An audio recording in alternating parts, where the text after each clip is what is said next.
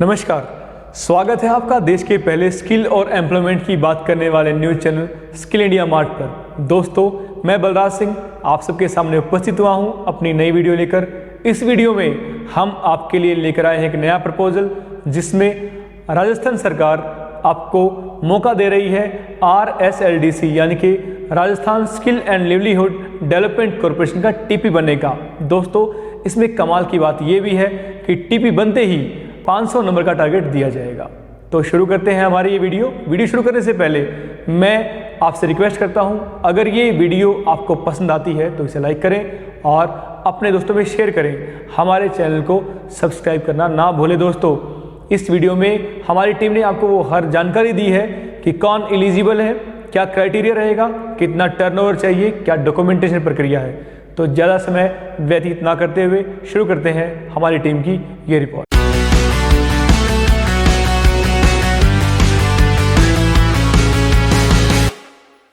नमस्कार दोस्तों, skill India mart में आप सबका एक बार फिर से स्वागत है। आज दोस्तों हम उन न्यू ट्रेनिंग पार्टनर्स के लिए एक ऐसा RFP लेकर आए हैं जिस RFP में आपको कोई लास्ट डेट नहीं है। जब चाहें आप इस RFP को भर सकते हैं और कम से कम आपको 500 नंबर का टारगेट मिलेगा ही मिलेगा, यानी कि ये टारगेट आपको कंफर्म करना होगा। ठीक है दोस्तों, ये RFP आपको मिलेगा Rajasthan skill and livelihood development corporation की वेबसाइट पर, यानी कि शॉर्ट फॉर्म में RSLDC। मैं लिंक आपको डिस्क्रिप्शन में दूंगा वेबसाइट का।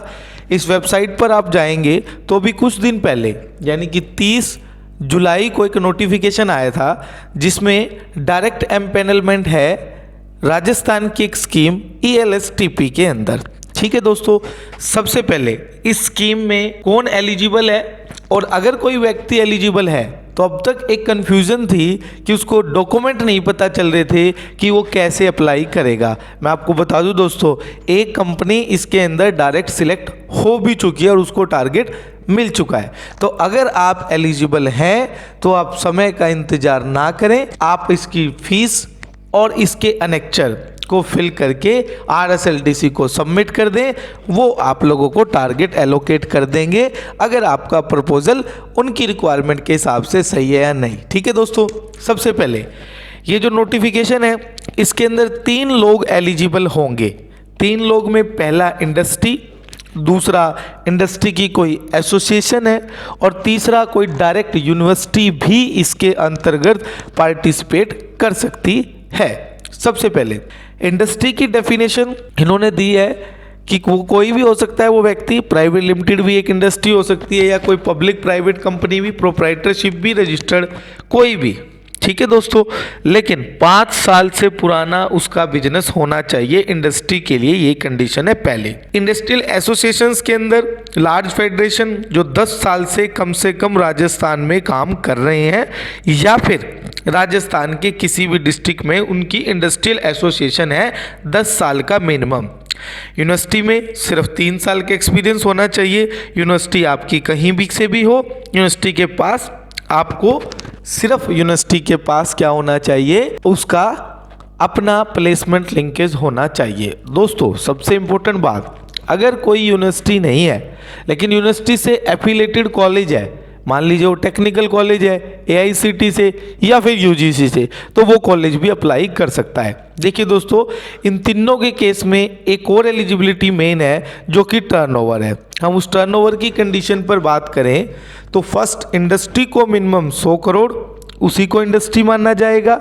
इंडस्ट्री एसोसिएशंस यानी जिस एसोसिएशन का वो मेंबर है उसका मिनिमम 150 करोड़ का टर्नओवर होना चाहिए। और दूसरी बात, जो वो एसोसिएशन है उसके अंदर कम से कम 100 इंडस्ट्रियल मेंबर होने जरूरी है। ठीक है दोस्तों, थर्ड पॉइंट, जो यूनिवर्सिटी है वो या तो UGC से या AICTC से या MCI इससे एफिलेट होना चाहिए और 2.5 CR का टर्नओवर चाहिए सिर्फ यूनिवर्सिटी के केस में, चाहे वो प्राइवेट कॉलेज हो या यूनिवर्सिटी हो या कोई इंस्टीट्यूट हो, बशर्ते वो UGC, AICT और MCI से एफिलेट होना चाहिए या खुद यूनिवर्सिटी हो। प्लेसमेंट, देखिए दोस्तों, ये आपका प्रीवियस एक्सपीरियंस नहीं मांगा गया है, ये आपसे कमिटमेंट मांगा गया है कि अगर आप इस प्रोग्राम के पार्टनर बनेंगे तो मिनिमम आपको 500 कैंडिडेट तो टारगेट लेना ही लेना पड़ेगा और उसका 80% आपको प्लेस करना होगा। 70 नहीं दोस्तों, आप डायरेक्ट एम्पैनलमेंट ले रहे हो तो 80%।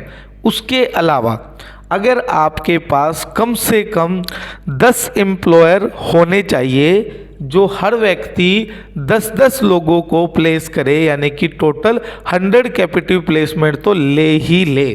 ठीक है दोस्तों। प्रायर एक्सपीरियंस, कॉलेज के केस में कोई प्रायर एक्सपीरियंस नहीं है। इंडस्ट्री और इंडस्ट्री एसोसिएशन के केस में या तो उसके पास 100 कैपेटिव प्लेसमेंट का हो या फिर उसने 400 की प्लेसमेंट कर रखी हो अपनी कंपनी के अंदर। ठीक है दोस्तों। उसके अलावा कोई सेक्टर स्पेसिफिक इंडस्ट्री की प्लेसमेंट मैंडेटरी नहीं है। टाइप ऑफ कोर्स के अंदर बता दें, हिंदुस्तान के अंदर एक ही कोर्स चल रहे हैं आजकल, NSQF के कोर्स होंगे। कई लोग कंफ्यूज थे कि फीस क्या होगी। फीस वही है जो नॉर्मल होती है, 25,000 जो नॉन रिफंडेबल है और 5 लाख रुपए की परफॉर्मेंस जो है आपकी EMD होगी, परफॉर्मेंस सिक्योरिटी डिपॉजिट। अगर आप ये रिजेक्ट होते हैं ये पैसा आपका वापिस आ जाएगा, अदरवाइज आपको 25,000 की फीस जो नॉन रिफंडेबल होगी। ठीक है दोस्तों। अगर आप एज ए इंडस्ट्री एसोसिएशन या फिर एज ए यूनिवर्सिटी या यूनिवर्सिटी का कोई कॉलेज अप्लाई करना चाहते हैं तो कुछ एनेक्चर्स मैं PDF भी अटैच कर दूंगा लिंक के अंदर, लेकिन अभी आप लोग अनेक्चर 1 आपकी स्क्रीन के सामने है। उससे पहले एक चेकलिस्ट दी गई है प्रपोजल सबमिशन करने के लिए, वो मैं आप लोगों को बता देता हूँ। इस चेकलिस्ट में आप बताओगे कि 1 to 9 आपने चीज़ें किस पेज से किस पेज पर सबमिट करी है। कवरिंग लेटर अनेक्चर 1 में आपको दिखाऊंगा, एप्लीकेंट डिटेल कि वो अपनी कंपनी की पूरी डिटेल्स, रजिस्ट्रेशन या इनकॉर्पोरेशन सर्टिफिकेट वगैरह, वो अनेक्चर 2, ऑडिटेड फाइनेंशियल 3 साल की वो अनेक्चर 3। 4th पॉइंट के अंदर अगर कोई आपके पास एक्टिव स्किल डेवलपमेंट सेंटर आपने फाइंड आउट कर रखा है तो वो आप यहाँ पर देंगे। अगर कोई ट्रेनिंग प्लेसमेंट डिटेल्स है तो यहाँ देंगे। जिन कंपनियों के साथ आप ये बता रहे हो कि जो बच्चा आप पढ़ाओगे उसको आप इन कंपनियों में प्लेस करोगे, उनके साथ आपका टाई अप होना चाहिए उस पर्टिकुलर जॉब रोल के लिए जिस जॉब रोल को आप प्लान कर रहे हो ट्रेनिंग के लिए। ब्लैकलिस्ट का आप लेटर लगाएंगे कि आप कहीं भी किसी भी डिपार्टमेंट से ब्लैकलिस्ट नहीं है। Affidavit as per annexure 8। Last आप SOP डॉक्यूमेंट जो कॉपी ऑफ SOP मैंने आपको जो फर्स्ट दिखाया था वो कॉपी ऑफ SOP है, उसके सारे पेजों को आप ऑथराइज सिग्नेचर करके चेकलिस्ट के साथ ये सबमिट करेगा। अब आ जाइए दोस्तों, अगर मैं बात करता हूँ इसी के अंदर, अगर मैं बात करता हूँ अनेक्चर की, तो हम अनेक्चर्स के स्टार्ट करते हैं। अनेक्चर 1 के अंदर सिर्फ आपको क्या करना है कि बेसिक्स डिटेल देनी होगी अपनी। उसके अलावा अगर मैं नेक्स्ट बात करूं तो हम आ जाते हैं अनेक्चर 2 के अंदर। ये अनेक्चर 1 जो है covering letter details, basic details है। अगर मैं बात करता हूँ मेन अपना जो स्टार्ट होगा वो अनेक्चर 2 से होगा। अनेक्चर 2 के अंदर कंपनी की details, name of organization, contact person, legal status, अगर उसकी वेबसाइट का URL, date of incorporation, PAN number, GST number आप डाल लेंगे। ध्यान रखिए दोस्तों, सारी डिटेल आप अपने लेटर हेड पर डालेंगे। अनेक्चर 3 आपको बताएगा, ये आप ध्यान रखें कि ये CA की लेटर हेड पर होगा। अगर आपने ये अपनी लेटर हेड पर या बिना लेटर हेड के दिया तो ये मान्य नहीं होगा। 3 साल का फाइनेंशियल ईयर, टर्नओवर और नेटवर्थ आपको कैलकुलेट करके देनी होगी।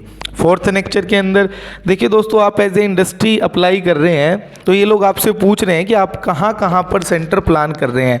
तो स्टेट का नाम, district, name of the scheme, यानी कि ये सेंटर वो सेंटर है जो आपने आइडेंटिफाई किए हैं, जो किसी न किसी अन्य स्कीम में आपके चल रहे हैं, वहाँ पर आप चलाएंगे। अगर नहीं है तो आप इसको छोड़ भी सकते हैं, कोई ज़रूरी नहीं है। ठीक है दोस्तों, ये एक्टिव स्किल डेवलपमेंट सेंटर के लिए है, ये भी आप अपनी लेटर हेड पर देंगे। अगर आपके 5 से ज़्यादा सेंटर है तो आप कॉलम कर सकते हैं। डॉक्यूमेंट्री एविडेंस, आप उस सेंटर की फ़ोटो, उस सेंटर का रेंट एग्रीमेंट, उस सेंटर का बिजली का बिल, उस सेंटर का इंस्पेक्शन रिपोर्ट, वो सारे डॉक्यूमेंट्री एविडेंस पर जितने सेंटर आप दिखाएंगे उन सब का आपको डॉक्यूमेंट्री एविडेंस लगाना होगा।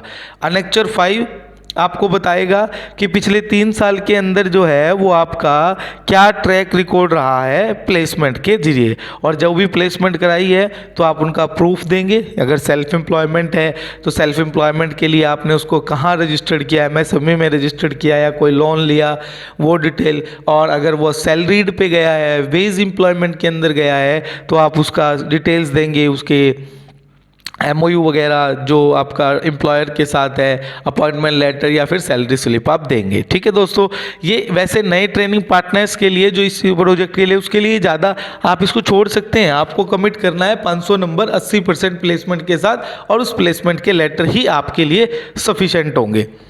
उसके अलावा नेक्चर 6 आपके लिए इंपॉर्टेंट है कि कम से कम 10 एम्प्लॉयर, हर एक व्यक्ति 10 की क्षमता, मिनिमम 10, हो सकता है कि एक 20 को ले ले तो दूसरा 5 भी ले सकता है।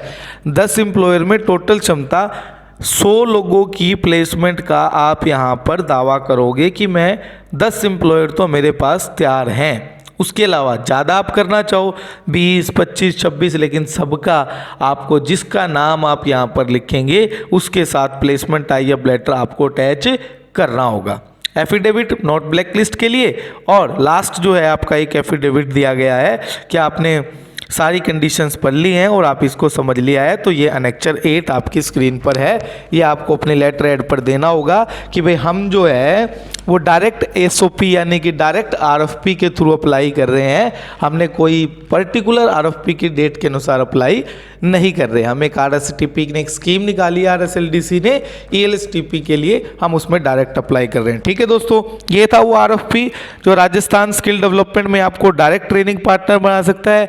किन किन लोगों को? एक इंडस्ट्री को, एक इंडस्ट्री का एसोसिएशंस को, और दूसरा कॉलेज जो UGC से या किसी भी यूनिवर्सिटी से एफिलेटेड है, या फिर खुद यूनिवर्सिटी टर्नओवर मायने करता है, उसके लिए 100 करोड़, उसके लिए टोटल 150 करोड़ पूरी इंडस्ट्री एसोसिएशन का, और यूनिवर्सिटी या कॉलेज के लिए 2.5 CR यानी 2.5 करोड़ का होगा। ठीक है दोस्तों, धन्यवाद दोस्तों इस वीडियो को अंत तक देखने के लिए। स्किल इंडिया मार्ट इसी तरह आगे भी आपके लिए जो भी नया RFP आएगा वीडियो बनाते रहेंगे। धन्यवाद दोस्तों। दोस्तों कैसे लगी आपको वीडियो? मुझे आशा है हमेशा की तरह आपको ये वीडियो पसंद आई होगी। हम आपको स्किल इंडिया इकोसिस्टम से जोड़ने का जो संकल्प कर चुके हैं, उसी कड़ी में ये वीडियो आपको कैसी लगी इसके बारे में अपना फीडबैक अपने कमेंट के रूप में मुझे ज़रूर दें। आपके कमेंट्स का वेट रहेगा। अगली बार आपसे फिर मुलाकात होगी एक नई जानकारी के साथ, एक नई वीडियो के साथ। तब तक के लिए नमस्कार।